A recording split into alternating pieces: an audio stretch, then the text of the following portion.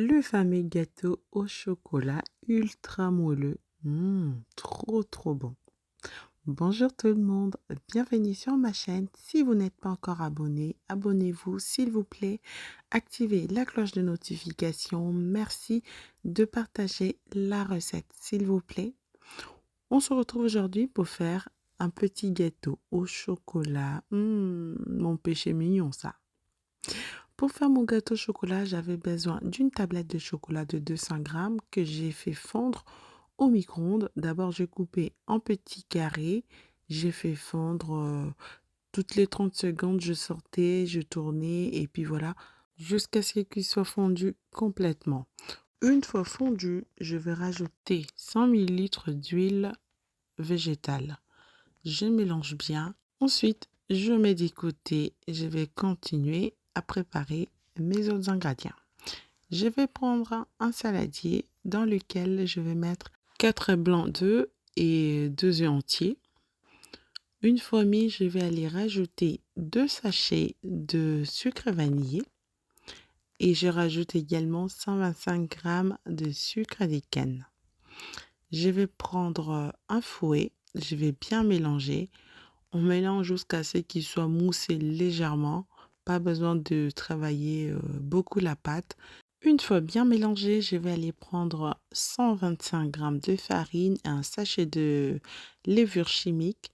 Je vais le mélanger avec une cuillère. Ensuite, je vais aller tamiser directement dans le précédent mélange. Je reprends mon fouet, je vais bien mélanger la farine et la levure chimique pour les incorporer dans mon précédent mélange.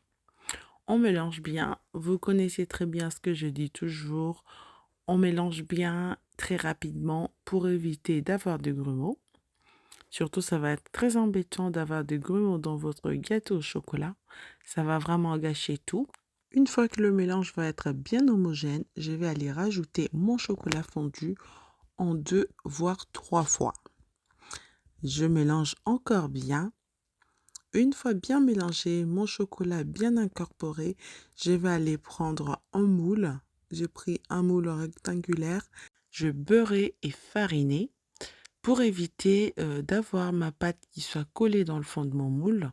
Je renverse la pâte dans celui-ci et je vais aller enfourner à 180 degrés pendant 20-25 minutes. Pour avoir ce côté coulant à l'intérieur, j'ai cuit 20 minutes. Mais si vous voulez cuire complètement votre gâteau, laissez à peu près une demi-heure, ça sera très bien.